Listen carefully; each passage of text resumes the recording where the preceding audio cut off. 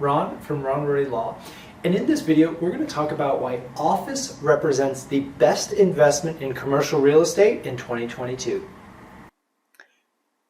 Hey guys, Ron from Ronald Law, and if you follow this channel you see that I talk about a variety of asset classes. We go from multifamily to industrial to office, land development, maybe build to rents and short-term rentals. But in this video, I'm going to tell you why office remains the best opportunity to make the most money in 2022. So let's start with some general definitions. What is office? And what makes it different compared to other asset classes?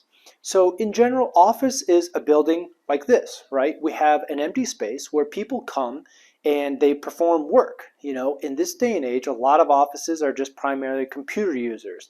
You may have conference rooms, you may have printer areas and other common areas for meetings. But it's essentially a place for employees to collaborate and to work towards a business goal together. I think a lot of the physical file storage needs of the past are gone, and a lot of the big equipment needs are also gone. So that's a difference from the past. And in this video, one of the things that everybody is thinking about is, are workers coming back to the office after COVID? We have incredible internet technologies now. We have face, we have video. Everything that you could need to work remotely is available now. And so after COVID-19, where everybody was working from home that could, people were slow to come back to the office because they embraced the work from home attitude. People were taking holiday in Europe. They were going to Australia. They were still logging in for their monthly stand-ups, but they were doing it remotely. And so the real opportunity, or the question is, are these leases going to be renewed? I think we've seen a lot of information on either side.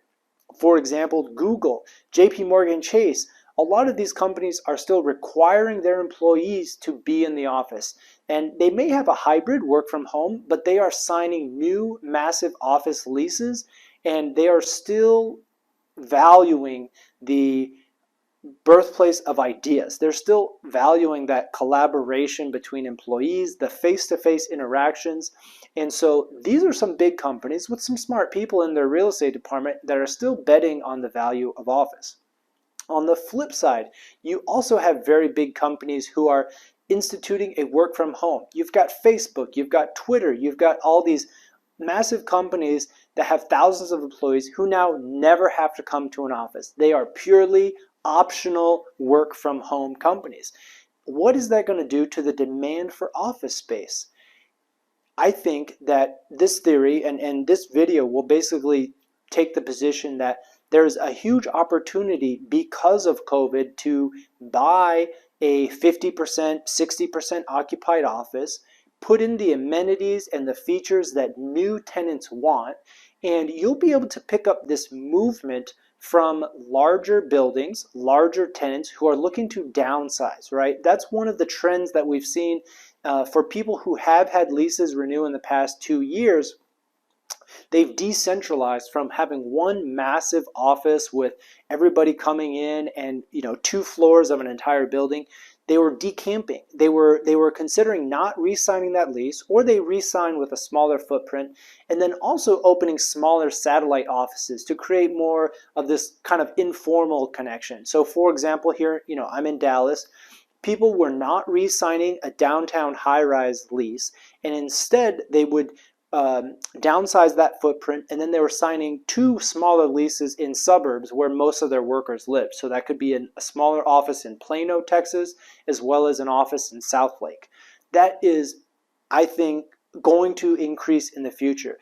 If that structure decreases their overall real estate spend, and the only downside is that you don't have every single one of your corporate employees butts in the chair at one time, that's a downside that a lot of companies can live with. They're still reaching all their productivity. It's really not detrimental to the productivity of the business. However, office bosses and companies still want to have a physical office. And so I don't think office is going to disappear. I don't think demand is going to continue to fall off the map. However, there is going to be this continued gulf between the haves and the have-nots. And it's nowhere Well, it's pretty obvious in retail, but in office, this is also developing its own trend. The Class A buildings, or the strong buildings with good amenities, updated features, and are generally offering good services, they are continuing to be in high demand. We've seen a lot of lease renewals where the landlords are not giving concessions. They feel like they have a strong product, they're accurately priced for the market, and they're not giving much in terms of free rent or TI concessions to tenants. And our clients are signing. That's not a problem for them. On the flip side, you have a lot of these Class C, maybe Class B, low-rise buildings in the suburbs that are just, they're tired, they're boring, and they have a ton of vacancy. Those owners are going to continue to get hammered unless they get purchased and some type of value add plan is put into place. So let's talk a little bit more about what we mean by office. Let's take a look here. We're not in downtown, but we can see downtown buildings from here. And this is just an example of maybe a middle market, right? We're still in the city of Dallas, but there are two towers here with a tremendous amount of office vacancy. What could you do if you had a value add implementation plan to make this building truly top of class? You have easy parking, you have easier access than a lot of the downtown locations, and you have the density and the economies of scale to really pool your money and offer fantastic amenities. And I think that's really something that needs to be explored if you want to make the most money in 2022 with your commercial real estate investment. Another great feature to a lot of current office buildings is artwork. So this is local art that is designed and manufactured by a local artist here in Dallas, and it rotates on a consistent basis, usually when these pieces are sold. But this type of thoughtful design is really creating a pleasant environment, and I think can be the difference maker between an empty shell and a landlord who puts time and energy into decorating the space to make it a desirable place.